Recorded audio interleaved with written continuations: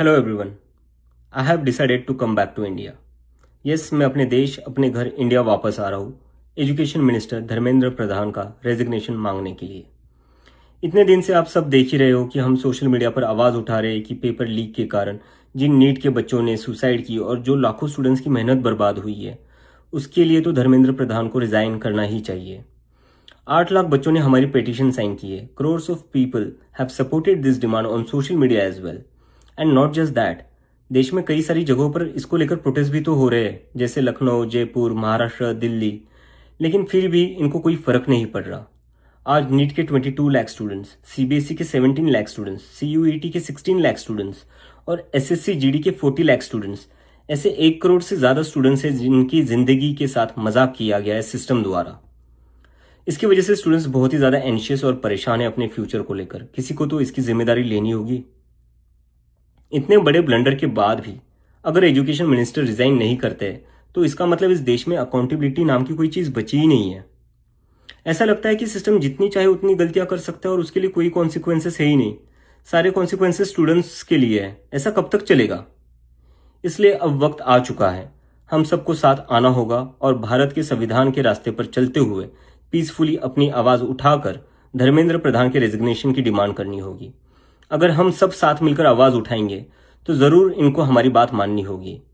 मैंने डिसाइड किया है, मैं 6 जून सैटरडे सुबह दिल्ली आऊंगा। आप सब मुझे एयरपोर्ट पर मिलिए। हम सब मिलकर पार्लियामेंट स्ट्रीट पुलिस स्टेशन जाएंगे और वहां पर जंतर मंतर पर एक पीसफुल प्रोटेस्ट करने के लिए परमिशन मांगेंगे। इंडिया का कॉन्स्टिट्यूशन हमें राइट देता है कि गलत के खिलाफ हम पीसफुल तरीके से अपनी आवाज उठा सकते हैं। उसी कॉन्स्टिट्यूशन के अकॉर्डिंग हम अपनी आवाज उठाएंगे और मैं उम्मीद करता हूं जितने भी कॉकरोच जनता पार्टी के सपोर्टर्स हैं और जितने भी स्टूडेंट्स और यूथ इस सिस्टम से परेशान हैं वो इस प्रोटेस्ट में शामिल होंगे।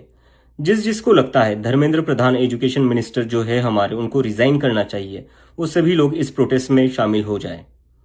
मेरे फ्रेंड्स और फैमिली को डर है कि मुझे एयरपोर्ट से ही अरेस्ट कर लेंगे और फिर जेल भेज देंगे।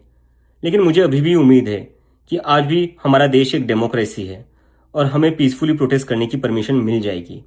I want to make it clear, I'm a big admirer of Gandhi, Ambedkar, Bhagat Singh and Nehru, and I believe in the Constitution of India more than anything else, जो हम सबको एक डेमोक्रेसी में अपनी आवाज रखने का राइट देता है। और रही बात जेल के डर की, हम कब तक डर कर जिएंगे यार? ये देश किसी एक पार्टी का थोड़ी ना है, ये देश तो हम सबका है।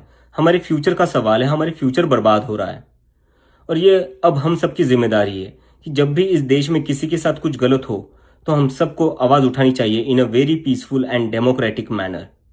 मैं चाहता तो यहाँ यूएसए में जॉब लेकर आराम से रह सकता था। मुझे पिछले कुछ दिनों में कई जॉब ऑफर्स भी आई है, but I am not gonna take it as I have decided to come back to India because I love my country and I really want to do something for my country. हम सब आज जो कुछ भी है वो सब इस देश ने हमें जो दिया है उसी के कारण है और अब हमारी बारी है अपने देश के लिए कुछ करने की, क्योंकि अगर हम आज कुछ नहीं करेंगे तो कौन करेगा? कब तक हम वेट करेंगे कोई और आएगा, आवाज उठाएगा और हमें बचाएगा? सो जितने भी पीसफुल और कॉन्स्टिट्यूशन को मानने वाले कॉकरोचेस है, let's all come together to save the future of millions of students. Thank you.